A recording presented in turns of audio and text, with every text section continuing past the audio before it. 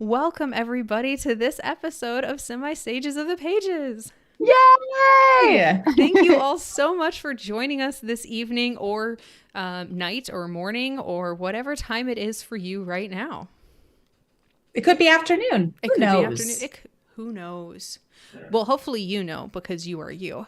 But for us right now, it's the evening. Today we're going to talk about our review of a short story, and then we're going to jump into some first pages submitted by you, our listeners. Yay! So I'm super excited about that. Hi, first call out to the chat. Hello, everybody. We've got Alexander on. We've got Sue. I don't know if other people are there, but they've been typing in the chat. So hello, both of you. Teresa, go ahead. Should we ask them what their favorite since fantasy is our theme? Yeah, why not? If you have a favorite fantasy movie or book, we'd love to hear about it in the chat. Awesome. Teresa, do you want to tell our lovely listeners what short story we're going to talk about today? Yeah, so we're reading Seanan, I think I said that right, McGuire's short stories from Laughter at the Academy. And it's Emeralds to Emeralds, Dust to Dust. And it's a Wizard of Oz book. And Wizard of Oz, I have such huge affection for the Wizard of Oz. I read, it's more than just one book. There's an entire series written by Frank Baum, 14 books. And then his family went and there's other books that were written by his family members as well. But kind of the canon is the first 14 books written by him. And Seanan McGuire is also a huge fan of The Wizard of Oz. She has this wonderful introduction to the book about how one day she really hopes to take the story and make it novel length and really explore these characters and everything else. So one of the reasons I like her writing so much is that she likes to subvert tropes. So as we all know, The Wizard of Oz is about Dorothy. Dorothy crosses multiple times into the land of Oz. She has wonderful adventures where she meets, and in the first book, she meets the Tin Man and the Cowardly Lion. But as the stories continue, she meets Ozma, the Empress of Oz. She meets Rin Tin Tin. She meets the Shaggy Man. She meets Polychrome. She meets Jack. A lot of other characters are really introduced throughout the story. So what Seanan McGuire did was she aged all the characters up. They are now adults living in the land of Oz. And she used some of these backstories like Polychrome and Jack. So we open up the story on Dot, who is Dorothy, who's grown up, and things are not very good in Oz. As it turns out, there have been a lot of people like Dorothy who have managed to cross the deadly deserts. And the Ozites are like, yeah, no, get the frick out of here, you losers. But they can't return. They're not like Dorothy, who was able to return back to Kansas on the tornado and using the Wizard of Oz and everything else. They're stuck there, and the Ozites don't want them there. Right. So they've created a slum community that Dorothy is responsible for. She's the ambassador of. And we learned that Dorothy and Ozma had a relationship, and Dorothy has fallen out of favor with Ozma. And Ozma will go ahead and use Dorothy to get what she wants. And what Ozma wants is Dorothy to solve a murder.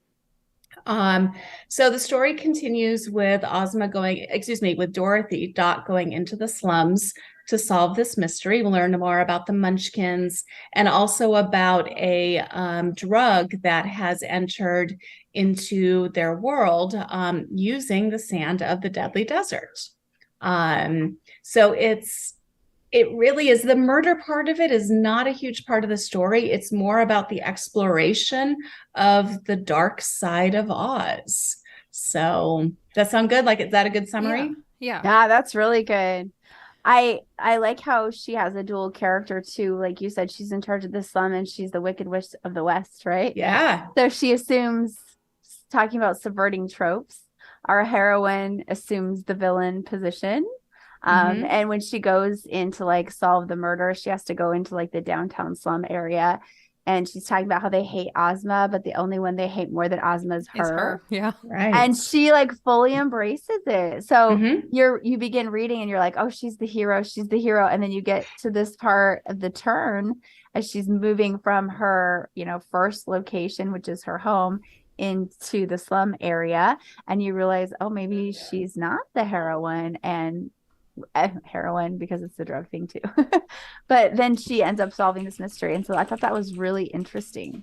Yeah, and she's also a princess of Oz. Ozma granted her that when she was a little girl, and I remember that so vividly because I'll be totally honest. I wanted to be a princess of Oz. I thought that if I just wished hard enough, that would happen. And one of the things that I love so much of this, and this is so superficial, she got all these beautiful dresses to wear. And I loved that so much of the books. And it was funny because there was a bit of a call back to that. So if you were obsessed with the 14 books like I was, you'll see these little Easter eggs. But Dorothy, she wears a tank top, a white tank top, marking her as the Wicked Witch of the West, and camouflage pants and boots. And so it's gone. The Princess of Oz dresses, they're gone. Dot doesn't need them anymore. In fact, her name is different. She's no longer Dorothy Gale. She's Dot. Yeah. One of the things that I really appreciated is I am not a aficionado of Wizard of Oz. I think I watched the movie once when I was a kid and it scared me. It's a scary movie. Yeah, I wasn't into it. I think it was the Flying Monkeys. I'm not sure. But it just wasn't for me. But one thing I really appreciated about this story was clearly it's playing off of an understanding of this other world, an understanding of this other property. But at the same time, I could read it and I fully understood the story. I wasn't sitting there being like, oh, I don't know what's happening. There were definitely times when I was like, okay, I know there are Easter eggs here. I know this is a reference to something else. I know I'm not like fully getting this reference, but it didn't impede my understanding of the story, my being able to follow along, my understanding of conflict in the story between, Dot and Ozma, Dot and everybody, essentially. Almost everybody did not care for her, other than I think Jack and Polychrome were about, and the Winkies. What are That's those? because she's the Wicked Witch of the West. Yeah, what was that referring to? I don't remember what those are. There's different lands in Oz. So that's one of the lands. Okay. So everyone's familiar with the Munchkin land, but there's other lands as well, and the Winkies is one of them. I just love those names, Munchkins and Winky. Like, how creative! And then she was able to take that has an innocence to it, and so the original Oz, of course, has that kind of innocent feel.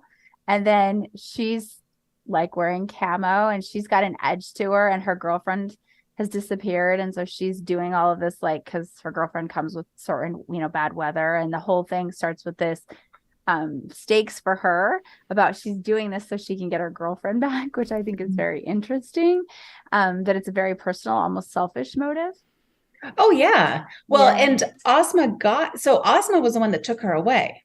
So Polychrome is a rainbow. She is the rainbow. She is the personification of rainbow. And so Ozma, and rainbows can't exist without rain. So, and that's why there were all the references to the sun and it being a beautiful day, because without the rain, there are no rainbows, there's no polychrome. So Ozma made it sunny to force Dot into action. I love the symbolism of that for LGBTQIA issues. Yes. And how challenging it can be for people who are part of that community when they face, it's not sunny days, but then that's part of what makes them so beautiful and unique, and their stories so powerful. Mm-hmm. It's really cool. Like, what a great way to update that. Well, and the deeper one here or the other aspect of this here is like, one of the things that was very interesting is for most people, a sunny day is great. Right. And we're oblivious to, maybe a sunny day isn't great for everyone. And she even talks about like when she's in the slums, like the only thing worse than a rainy day is a sunny day for them. Mm-hmm. Because rain and fresh water is a scarce commodity. I love this aspect of just because something is good for you doesn't mean it's good for other people. Right. And sometimes we assume that it's bright and it's sunny and it's great, and that means it's great for me and that it's great for everybody. That doesn't mean it's great for everybody. That doesn't mean that the conditions that exist for everyone are healthy or good. And sometimes it's good to step outside of yourself and think about how it impacts other people. That reminds me of our book banning episode. Right. I just wanted to do a call back to that. If you haven't seen our episode on book banning, there's some books they're trying to ban right now that are like what you're saying, that are trying to close these stories because they're not the sunny day stories everybody wants them to be. Sorry, Teresa, I didn't mean no. I wasn't gonna do the callback, which is amazing, but that was the direction I was gonna go as well. Of it's about not thinking of others or thinking that your views are the only and the correct way. Mm-hmm. And I really love how it really is. There are echoes into LGBT plus community with this, with the fact that it was sunny and not rainy. Mm-hmm. Ozites love the sun. Yeah. And like Molly's saying, what's good for one community is not always good or safe for another community. Correct. Yeah. Yeah, exactly. Exactly. Go ahead. I was going to say, and are rainbows beautiful? They are. So it's so interesting. And sunny days are beautiful too. And isn't it cool that we have both, right? Yeah. Go ahead. I really one thing I really appreciate about short stories and when they employ the mirroring technique. Mm. And this one I thought did it really, really well. So for anyone who's wondering, a really great way to make a short story feel whole is the end mirrors the beginning, but then there's usually like a twist, or like you something slightly is changing, but you end up back where you started. So in this one, she wakes up wishing that her girlfriend would be there, but it's sunny. Yeah. And then the end, this spoiler, the end, she wakes up and it's rainy and her girlfriend is there. So you get this kind of like mirroring of the front to the back. She's gone on a journey. She gets what she wants. And in this short story, there's a lot of more complicated things going on. There's whispers of a bigger world, more politics, more hard days to come. But you get this very small, concrete, happy moment there at the end. And that's one thing that's really hard to do in short stories, because short stories are short, but you need to have really complex world building for them to work. And it's hard if you're doing complex world building to not dig into bigger issues. And then your short story gets longer and longer and longer. And we hear that all the time from authors that are like, I started this short story, but now I'm finding out it needs to be a novel. And it's because they've spent so much time on their world building and they're not able to hone it back into only a couple of characters. And that's another big key to short stories, writing short stories successfully. You can only have a couple characters in it. And I think she's got an advantage here writing this story because she's using an already established world and already established characters. Yeah, I was going to say that. I think she has a lot of already buy-in, and then she's able to juxtapose the voice. So the innocence of, Munchkins, like we were talking about, she's able to give her, it's great, an edge. And that edge makes it voicey and makes it interesting because it's a twist on something we're already bought in with and interested, and we're ready to see how it's going to have changed. So we already come with a lot of reference for her to play with, Well, even if you're not familiar with The Wizard of Oz, you at least know Dorothy. You at least know Dorothy, and you at least know the Emerald City of Oz. And the Yellow Brick Road. And the Yellow Brick Road. Yep. And there are a couple references to the Yellow Brick Road in there. Yeah. But I thought it was interesting. She didn't use Scarecrow or Tin Man or anybody else. She pulled from the other 13 books. Pretty hardcore. I believe you. But so sorry, Molly. I was going to say it. To have a successful short story, which I think this is a successful short story, I think you really have to be strict on your boundary. Yeah. And that's something she really is in this short story, right? Come in, there's a murder, you solve the murder, story is over. End of story. Yep. It's done. And it's not, it's a short story so you can't have like interrogating 10 people and 3 twists and stuff like that. It's got to be. It was the baker. Yeah. Not the miner. It was the person I suspected all along. Kind of thing. But I thought it was successful in that way because it's bounded, but it makes you feel like the world is bigger. It makes you feel like you could read more, makes you feel like the story could continue. But at the same time, it felt complete. There was an arc to it. Neil Gaiman once said that he thinks the best short stories are the ones that are after the story's complete. So the story has completed itself. Now let's either age the characters up or address some of the other things there. But it needs to be a short story still set in that world, but one that can hold its own weight. It's not a sequel. And I would say this is not a sequel, but it is after the end of the 14 books. Do we have any even better ifs for this? Because we've given her a lot of praise. I adore her. I love all of her work. I love her lyrical style. I can always tell her stories. I think if it was a story I would have written, I would have made different choices. Absolutely. However, I could tell why she was making the choices that she made, and she made intelligent choices. And yeah, they were just choices. So it's hard to say like someone was doing something. It's just different. It just wouldn't have been the direction I would have taken that story.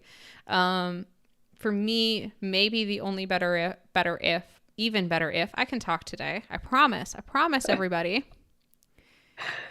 I wish that I connected more with it. I just didn't connect much with the story. Maybe it's because I don't have a connection to the source material. It just didn't pull me in. I thought it was fine, but it's not something that I'm going to be like, okay, this is the best short story ever and everybody should read it. And this is a clinic on how to do emotion and care. Like it was fine. So can I talk about please. Why I think that might have been? Please. So, well, I think the writing and lyrical style was punchy and the tempo of the sentences was really on point. I think the protagonist Dot was good and her characterization range was very interesting. But I found that the supporting characters were not, and maybe this is just because it's a short story, but I think especially the villain was a little too on the nose and not interesting enough and was depending too much on the source material for you to make that person interesting. I can see that. So if you've read the source material, you're like, oh, that's who it is. And you come with all of this. But without that information, I don't think that the antagonist matched the voice or punch of the protagonist. So it felt like, oh, that was okay. But for me, beginning, I was like, oh, this is so good. And it made these promises about keeping that punch. And then it got kind of flat where the climax would go. And then it ramped up really, really fast. So for me, there was a little bit of a tempo problem in the climax in the way that it set its climax. And so it was like kind of flat and then spiked. And in the spike, I didn't quite get enough like tension between her and the antagonist. So it had a little bit of a like coming out of nowhere feel. But if you'd read the source material before, it worked really well. Yeah. So 100% agree. Actually, I felt like there was very little time actually on the murder and solving of the murder. There was much more time on setting the world. But I felt like that was intentional because it wasn't about the murder. It was about Dot. But I think there's a missed opportunity to make it about Dot by not choosing the antagonist that's right for the protagonist. So I think when you're, I think really, okay, this was a good story. I'm not saying this wasn't a good story, but for me, it wasn't great. And the thing that keeps it from being like great is that, like, I always think about Batman Returns. Joker and Batman were like made for each other, right? And they're, and this is used a lot in film classes, and the idea that the antagonist really needs to be matched by the protagonist and there needs to be that tension. And I feel like, especially in a world where a lot of the world building's already done, and she picked a really interesting antagonist, to leave that flat about why he is not her perfect antagonist is a missed opportunity. So I think I know why it is. It's because, and she talks about it in the foreword to the story, this story is potentially a setup for a bigger story that's in her head. So the villain, the antagonist in this story, if this was a setup for a bigger story, then that's not the big villain. Right. That was what I was going to say. Yeah. You guys had the wrong villain. The villain's Ozma. Yeah. She's the antagonist. But I would say matches Dot pretty well. Yeah. But that's the bigger story. But the small story has a different antagonist who I think also is very interesting if you know the source material, because it talks a little bit about like, this was like the first person who welcomed her, who, brought her in, all this kind of stuff, and then ultimately turns on her. Like, there's some really interesting that's why I think thoughts the tempo, in there. That's why the tempo issue is the problem. Because if some of the callbacks would have been stronger, then the betrayal would have been deeper, and we would have felt it. So, because it's a betrayal story, but the emotional work for the betrayal wasn't done. The callbacks weren't done. They're in the source material, so we come with it, but I think just a little bit more. This is an example of a few micro, like just tiny. I'm not saying anything huge. I'm saying like a few sentences would have taken this just and made it so when I found out who it was, I was like, no, instead of like, yeah, I knew that, or I was sitting there like, yeah, okay, it is who you tell me it is. I believe you. Yeah. So devil's advocate, and I actually 100% agree. I just like playing devil's advocate. Is the betrayal more Ozma? Ozma was the one that betrayed Dot. Both. So it's the micro betrayal. So say it is a setup for the novel, then this would be Act 1, and then this would be like setting up the ultimate betrayal for the mirror effect that Molly was talking about earlier, that happens also in novels, not just in short stories. And so by not taking the opportunity to put those sentences there to invoke reader emotion, she doesn't lose anything by getting us more emotionally involved in it. But I would say that murder is bad. Don't get me wrong. the character that was murdered was a throwaway character. Ozma kidnapped Polychrome to force Dot into action. She kidnapped the girlfriend of her former girlfriend and said, I will give her back to you if you do what I tell you to do. So get on it, bitch. I think it didn't hold as much weight because the betrayal had already happened. Like, to Dot, the betrayal had happened years ago. She'd already gotten kicked out. She'd already been betrayed by Ozma. And so it wasn't surprising to Dot that this had happened. And it didn't feel like betrayal to her because it was expected behavior. That's in paragraph 1. She woke up with that. So there's no arc there. So because she's right by her the whole time. So there's no change. So for us to get emotion in that climax, which was with not Ozma, that no, it was. I agree. Then I have to have some kind of change of emotion, some kind of betrayal that makes that one sting, that makes me care more about that specific scene. It doesn't have to be the biggest one, but even making me care about that scene can link me to caring more about, I think, the next one. I think one thing that we're saying here is short stories are hard. Yeah. And really hard. And what happens in a short story is the smallest, littlest things can make a really big impact. And so we're talking about stuff that is, right, she had to make decisions, right? She made a decision that she was going to start with Dot having already been betrayed by Ozma. Mm-hmm. That was a decision that she made. Cool. And then you got to go from there. Mm-hmm. But some of this stuff is like one sentence here, one sentence there, mm-hmm. but you can't always add those sentences because you have constraints. Short story. Yeah, you have sometimes very literal constraints on how many words you can have. Mm-hmm. So you have to be really careful on what you include and what you don't include. And it can be a very tight balancing act for a short story. Can really make or break you. And again, we all liked the short story. Just talking about even better ifs. Mm-hmm. Which we're not even sure are possible because we're not writing it. We didn't know all the constraints that she had. Yeah, that's a good point too. I will push back on that because I don't agree with that. Okay. So I think too much work was done on the transition and not enough work was done on the antagonist. And there were definite repetitive sentences that could have been cut in place for emotional sentences, in my opinion, as a critiquer. Okay. That doesn't mean that I don't honor the work and think the voice is punchy and that it wasn't a good read. But I do think that there was that there were some missed opportunities to take it to the next level. So I'll be the harsh one today. I think that's fine. Do we have more to say on this, or should we go to first pages?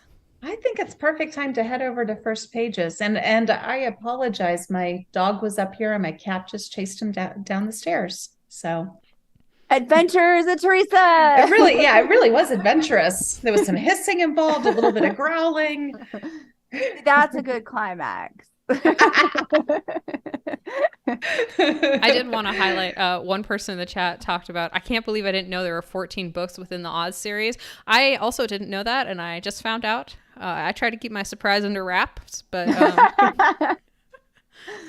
they're fun. They're fun stories. I haven't read them in years. I don't know if they've aged well, I'll be honest, but they're fun stories. I haven't read so there's very little, and I probably only read like the first 5, but as a political science major, we would study Frank Baum's work. Specifically, it's an early feminist text, and it's intentional because his mother-in-law, I can't remember if it was Elizabeth Cady Stanton or Susan B. Anthony, but one of them was his mother-in-law. And that's who Dorothy was based on. And so this idea of a woman, and the whole thing is a political metaphor for women taking control of their rights. So I think that's really fun. That's awesome. I love it. Oh, yeah. Why did we drop that fun nugget at the very end? Yeah. All right. So we have a couple of first pages. Oh yeah, turning the page. Thank you, Teresa. On brand as always. All right, we have some wonderful submitted first pages from our listeners, fellow writers, and we wanted to cover a couple with you all. So to cover a few ground rules, one, we always read these as anonymous, so we never out whoever the writer is. If you are listening, you're in the chat, whatever you want to claim credit, that's on you. But we're not going to say who it was or anything like that. We keep everything anonymous. And we also operate on an even better if policy. So we'll read the section out loud, and then we talk about what we like, and then we talk about what we think would be even better if. Yes. Makes sense? Should I start? I like it. Yes. I will start. Do I say the title of the work? Yes. If there is a title. If there is a title. This one does have a title. Okay. It is called, darn it, my computer refuses to tell me. Tell me, computer. That is called Six Dancing Daughters.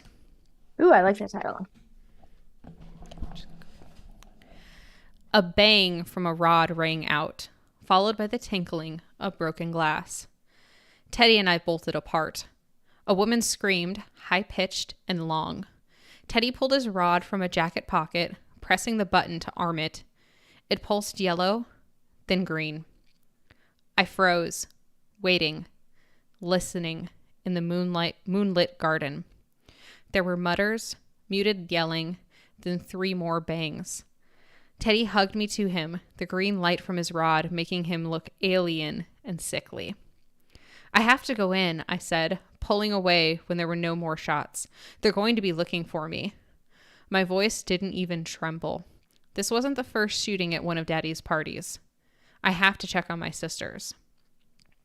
I'm sure they're fine, Teddy said, but his hands and rod shook. I loved him, loved his dark hair, tan skin, and even the scar disfiguring half of his face. But you'd think after all these years around the family, he'd be used to this. There were a lot of wise guys in there. I gotta hoof it. Your father may want me. With a quick kiss to my forehead, he ran off toward the garage where the other party-goers' chauffeurs waited for dirt, their voices raised.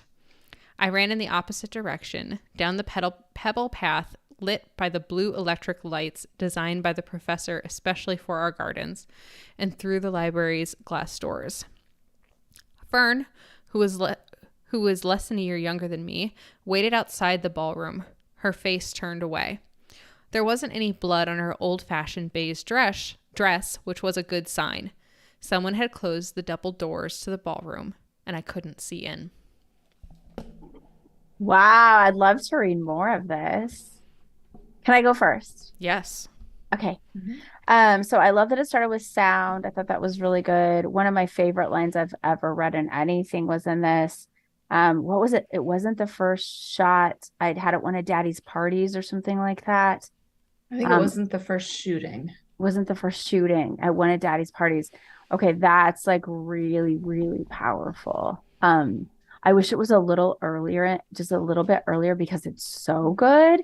And I felt there was some generic language between the power of the shooting. I'm super interested in like what the rod is, but also, and maybe this is because the demographic that I work with, but rod had in it connotations for me that I was like, no. We're starting with good. We're starting with good, right? That's even better. If No. But yes, I saw that too. Yeah, I made a note of that as well. You did? Yeah. So, but I don't know that that's an even better if, Molly. Because what I was going to say about that is, so I don't necessarily think that that's a negative thing, because it might have been intentional. Oh, you think it's going to erotica potentially, or heavy romance? That's why I had a question about it, right? So I'm not necessarily taking it where you are, which is that. So if you moved into the even better if category, that would be a critique. Okay, it actually piqued my interest, but it made me have like little dirty thoughts a little bit. So I was like, well, what is this rod? And then when he kisses her forehead and she loves him, and then there's this, oh, look at the kitty. There's this kind of connection between the two. I thought that's interesting. Is the writer doing like a second and third level symbolism with this? Because the rod can also be a spiritual thing, right? So I had my first idea about it, and then my secondary idea was like, oh, this could be like really deep, and we could be talking about like holding to the rod of God, or the rod of the gospel is another thing that rods are used for. And then it does have this like scientific power thing, which is like the power of God too, which also, so then it has this really interesting symbolism. So I don't actually know that it's a problem at all, but it definitely was something that I like wanted to talk about because I thought it was like really interesting. So, and then I really also wanted to add, like, again, I cannot say enough good things about that sentence. Like, I thought that sentence was like really, really amazing. And then I loved the turn with Fern. And I like the description when he when she liked him. I thought that was really, really good. The way she described him, that was really good. So those are my positives. My positives was I liked how it started. I I liked how it started. Like, we talk about starting with conflict and tension, and man, does this start with conflict and tension and draw you right into the story. You are immediately invested. And at the same time, the author is dropping like little hints about the world building here. You might not have caught it, listeners, but like the family is capitalized. And it's like, oh, interesting. Or like her dad is maybe after Teddy, but he's at these parties and he's at these parties all the time. So like, this is just really interesting information that's coming to us, and we don't yet have full context, but it's all these interesting details that make me want to read more and know more and get excited really fast. And also like building, it's really hard to write first pages because you have to do so much at one time. And this is managing to even put a little bit of scenery in here because you're in a moonlit garden. So it's got all this stuff like rolling in here pretty seamlessly. So I'm impressed. Listener asked what genre this story is. We're reading some fantasy. This is a fantasy. So I liked how I agree. I liked the way that it set the scene really well. I think, well, we're not moving into even better if the use of the sound would be really, I liked the start of the sound. I agree. I think it started to set the stage really well. You're kind of starting to build the world in your mind and the characters in your mind. So I liked it. All right, Morgan, even better ifs. What was your even better if? Who are you asking? I was asking you since you started this. Yeah. So there was a line I would definitely want either more clarification on or maybe even a cut. And that was when she's talking to the man and she's saying she thinks by now he'd be used to this. So what I mean by more clarification is there was nothing that I read that told me that he wasn't really used to it. It sounded more like he was checking on her because she was younger. So if I would want just like a little bit more about why she's having that reaction, that she's more used to it than he is, just for clarification. And I also I wondered about that choice, like why that choice now, because it definitely puts her a lot older and less vulnerable. And so it became kind of a stakes issue for me. I was like, okay, so what is this saying about the voice? So now she's taking care of him and she's taking care of the daughters. Is she a killer? Is she jaded? And then I had questions about age. So that one sentence did a lot for me. Now, I think that could be really cool that it is showing that. But I think maybe around him, specifically around that sentence, I'd like to see the author build it up, show me the concern she's seeing on his scarred face maybe a little bit more. So it's not just like describing the face, but it's like, even his scar was crinkling or something. Oh yeah, I have a hard disagree. Oh, okay. I wanted to make sure we were still live. I was like, oh no, did something happen? No, we're good. Okay. Because in the previous thing, she talks about how her voice doesn't even tremble. And then it's his hands and his rod shook. So to me, the setup is there. She's talking about she's not moving and that he still is. And then why is he freaking out? He should have been here enough. But anyway, sorry. I don't usually, I try not to interrupt. But to me, it worked. I did not have that same concern. Listeners, what do you think? I would agree with the jaded thing. I think it's pretty clear that she's jaded to this. And she mentions the family. So presumably she's a part of the family. And he's not. So this is a new concept to him. Maybe she has grown up in this environment. Well, and that's what I was wondering. Maybe like, that's what I was saying about adding a little bit more, like maybe a little disgust that he's shaking. Right. Or that's what I'm saying. So it would be disappointment, maybe. I mean, I don't know that. That's true. Kind of it's what interesting choices. Yeah. What I'm saying is I think there's an opportunity for just a little clarification that could be done in his description.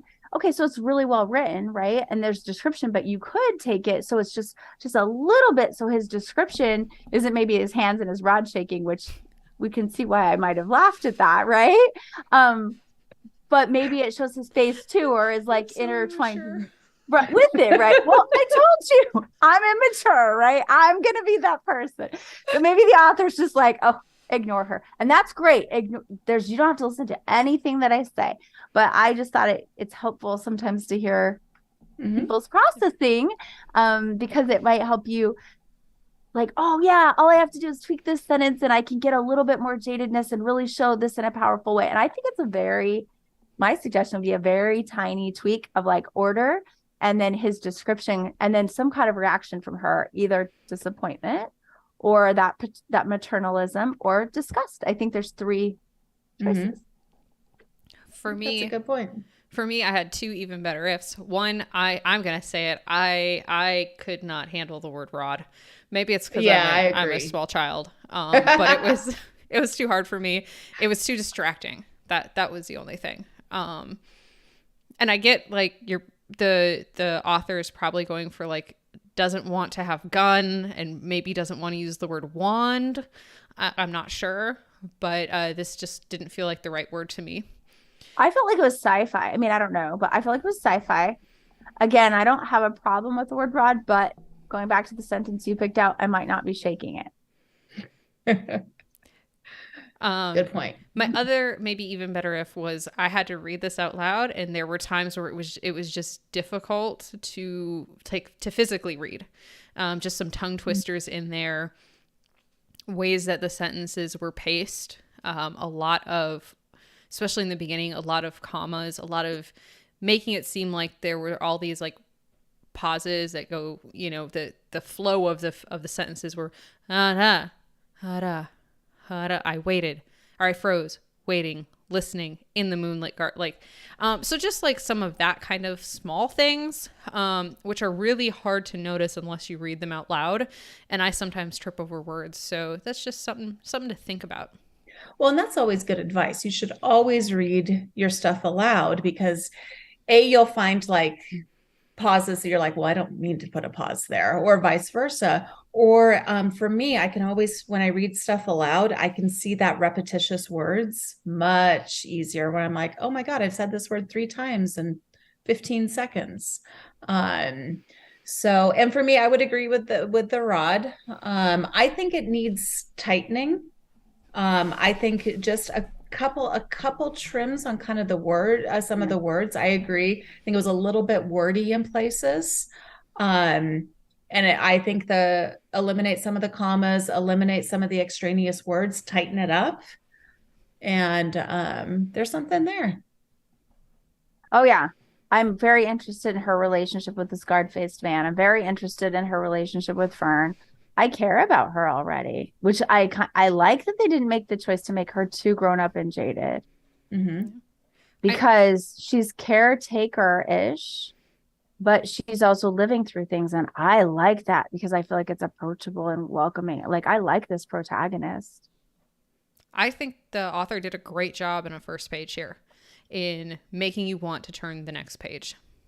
Yeah. I would agree. That's a great way to end it, I think. I think so too. Very cool. All right. Should we go to our second one? Basically, the chat is just talking about the word rod, in case anyone is wondering. Should you or should you not use rod? That's funny. Oh, all right. I think me. Which, you want to go next? Okay. Okay. Let me pull this over. I've got it all. Oh, sorry. Oh, no. Teresa, do you want to go minus? Yeah. My computer's being a little funny. Okay. So this one is sci-fi.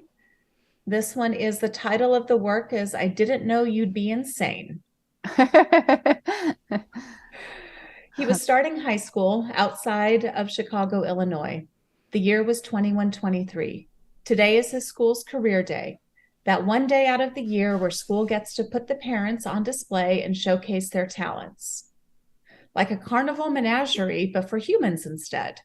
Everyone always bestows the prowess of the parents on their progeny, even though in many cases that connection turns out to be loose at best or altogether non-existent.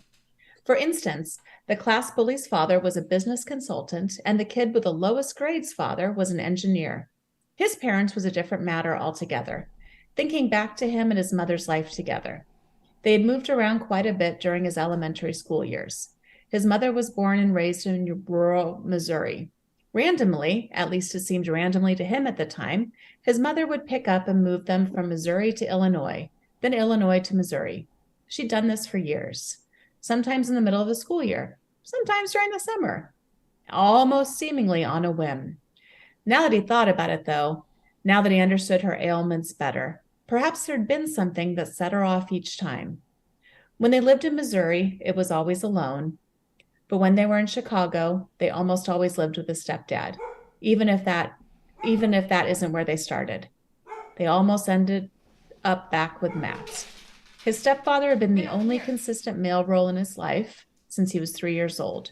So even when his mother had broken things off with him, which was pretty often, he still referred to Matt as his stepdad. She called his stepdad his dad in stories that he recited to people about his life. He did this so often that when he had to explain who his real father actually was, it often confused people. The moving back and forth stopped a few years ago when his mother got her personality implant. Oh. They lived with his stepfather, Matt II, and his stepbrother, Matt III, ever since. His mother had even added to their household with the addition of his 2 younger siblings, Taylor and I'm so sorry here. I'm going to go back. His mother had even added to their household with the addition of his 2 younger siblings, Taylor and Taylor. Yes, his mother gave them the same name, just not spelled the same. Even though he spent the first 10 years of his life as an only child, he had to admit his younger siblings were a welcome addition. He loved them.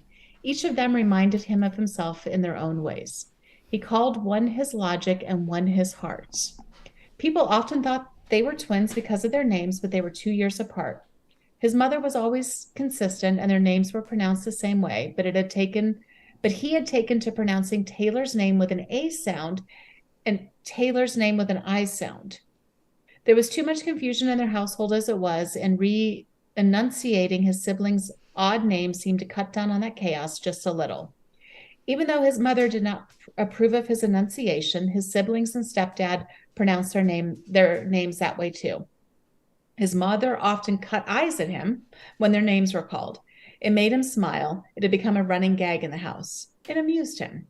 He may not have had the most appropriate sense of humor, but who did? Okay, I got to know about the personality implant.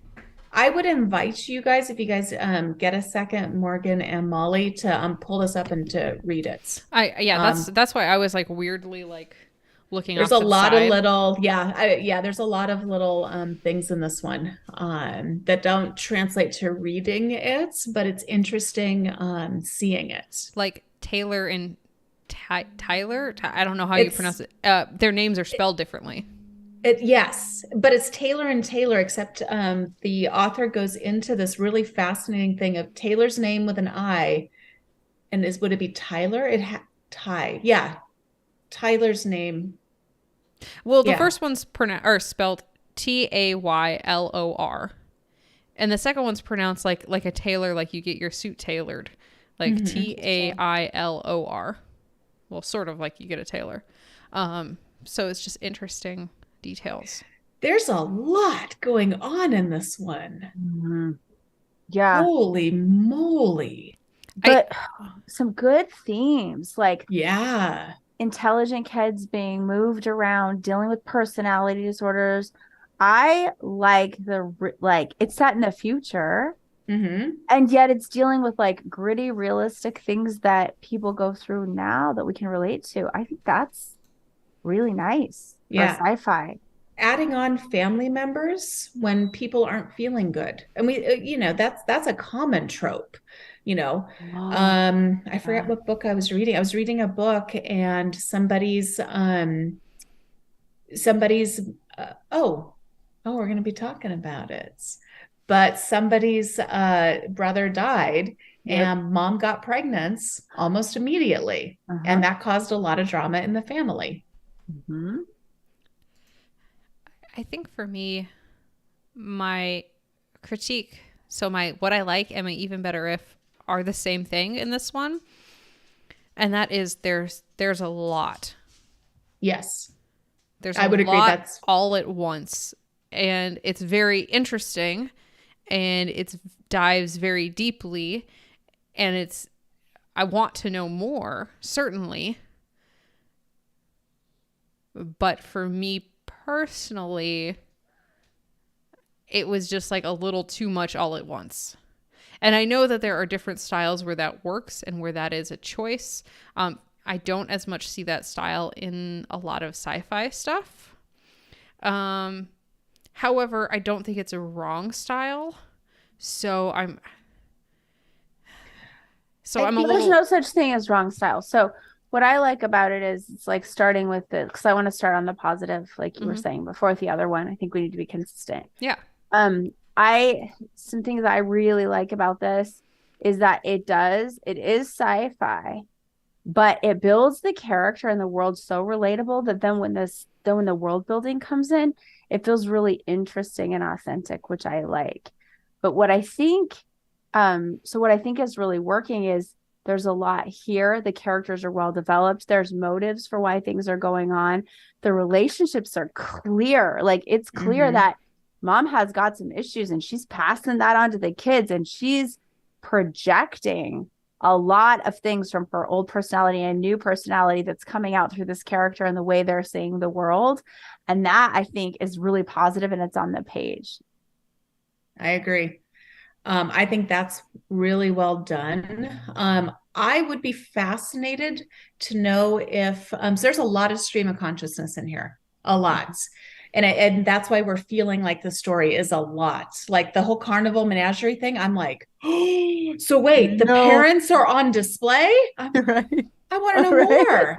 I'm like, but it doesn't even go into that. It goes into a totally different direction. But that is how many people's brains operate. Yeah. It's just this like ebb and flow of just stuff. So I'm wondering if that's intentional here. It reminded me, and this is neither good nor bad, just is. It reminded me actually much more of reading the first pages out of a magical realism book. Yeah.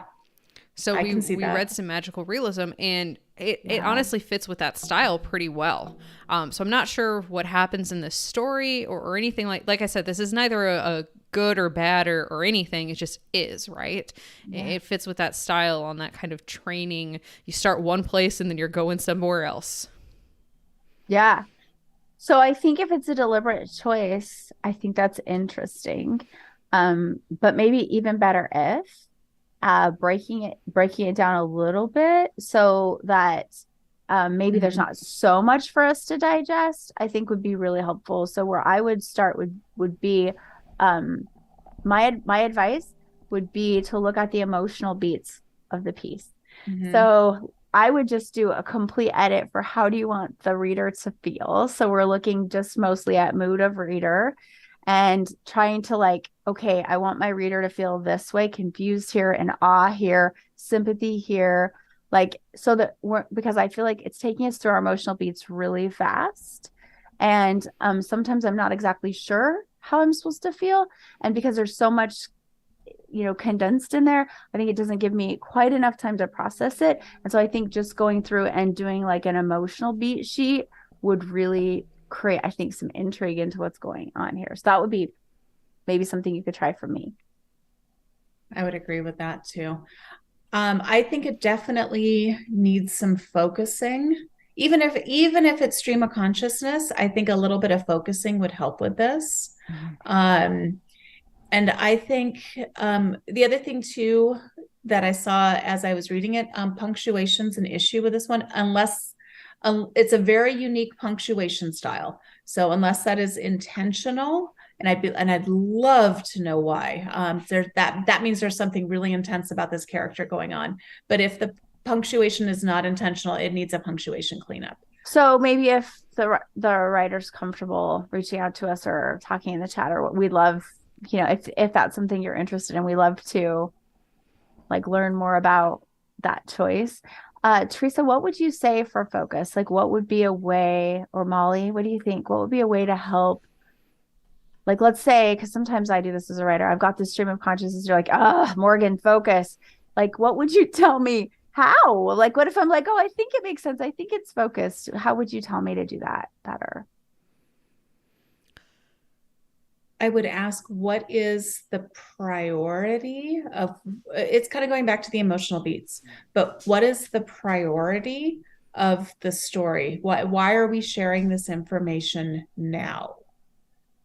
So we start off with it's the school's career day where the parents are on display, which literally made me think that they're in like a glass cage, like being like, and then it jumps into the mom and moving, then into stepdad, then into the mom getting a personality implant and extra siblings, all in about 250 words. That's a lot. I would refocus maybe on starting with the school day, and then see if you can kind of sprinkle some of this stuff a little further down. Okay. For me, I would love to have some sort of stake or tension on the page. So even with like magical realism, if that's your style you're going for, you can wander around, you can have this stream of consciousness, but like I, at this point, don't know what's at stake at this career fair. Like, is it potential embarrassment because his parents are going to be on display and they're different than other parents? Is it, his future? Is it, I just want just a little hint of some sort of stakes or tension or give me a reason to like really care. Because right now I'm getting information about people and it's interesting information, but I don't know like how it feeds into the story and how it feeds into like where we're going. And I think there's small ways to do that, but that would be my even better if. That's almost the opposite of the first story. Because the first story that we read starts off with action and very little information. This one starts off with information and very little action. I like that juxtaposition. Molly, I think that's genius. And as soon as you said that, because you had mentioned magical realism too, when we did those pages, both Molly and I noticed that the stakes for the character were on line 3, wasn't it? Line 3 or 5, Molly, do you remember? Right at the beginning. It's one of the very first lines in the thing. And then it does usually go off in like a different direction, like this one did. So that's why I keep going back to magical realism. Yeah. So I was thinking about Life of Pi. We also talked about Midnight's Children. What was the other one that we did? For Love and Chocolate, or did we do Allende? I'm trying to remember which one we did from Isabella Allende. I don't remember. But This reminded me of the Firing Squad one. Yeah. So it reminded me in the Firing Squad one, you mentioned like it mentions in the first few sentences that there's a firing squad. Mm-hmm. And a firing squad, I think, aimed at the protagonist. Mm-hmm. And then, so right, there's the tension, there's the stuff. And then it's just like train of thought devolves into other topics and stuff like that. And you're like, wait, go back. I want to go back. Yeah. And so you keep reading. I love that idea. Mm-hmm. So I really like, I'm going to have to like 2nd, 3rd, 4th, and 5th Molly's comment, because I think for this particular writer's style, I think that is just gold. That's like such a good comment. All right. End it there? I think, sometimes we do 2 pages, sometimes we do 3, but we're creeping up on an hour here. So agreed. I think we're going to wrap it up. We'll do more pages next time, like we do. Next meeting that we do for Culture Club is in 2 weeks. So today is January 11th. Next time we're meeting, it will be January 25th. And we are going to be discussing the book Hidden Pictures. Yay! By Jason. Do you know how to say his last name? No. By Jason. I don't either. We're going to look job, it up. Jason. Bye, Jason. And as well, we do want to go ahead and let you know our next episode that is airing. So a little behind the scenes, we've already recorded it. But the next episode that is airing is about communities when they go a little bit dark. And the reason we're talking about that is because, and this has made national news, but a independently published romance author had basically came back from the dead about 2 years ago. On her social media, her family, quote unquote family, announced that she'd committed suicide due to bullying within the romance community, the romance writers community. And then a couple days ago, she came back from the dead. She was never dead. She's not Jesus. She was just never dead. Nor a zombie. So there's been a lot of information and a lot of talking about this. And so rather than talking about this author, we're not going to say her name. We just talked about communities when bullying happens within communities, and then also the power of communities as well, both good and bad. So it's a really great episode, and it's not going to be live, but it will be here on our YouTube channel. So please check that out next week at about this time. All right. Any other final thoughts from anyone any other final thoughts as we wrap up? Please submit your first pages. You can go to where, Molly? www.semistagesofthepages.com. There's a little tab at the top that says Culture Club, and then a big old button in the page that says Submit. And that is how you submit. Is there anything in the chat, hun? Oh, sorry. Only Sue, the latest one. Sue went and said, honestly, there are days I would love a personality implant.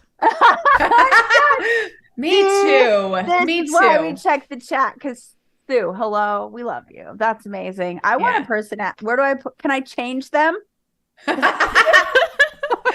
Today I'm going to be this. I want my teacher personality, my semi-stages and I'm putting it on different ones. I'm going to be productive today and not procrastinate. You remote. Yeah, just remote. You're at your head. No depressive thoughts. All right. Only final positive. Final thought. Please, if you haven't liked and subscribed, please subscribe. We actually have some really, really aggressive goals for number of subscribers for this year. Please help us get there. Tell your friends. We really are growing, and look for some more announcements and maybe some rebranding coming for the Semi-Sages in the coming months. So we've got some really fun things planned. I love it. I'm Miss Copy Molly. We're all going to dance. Is our piece out? Oh, wait. As you're home, you at home, dance along with us.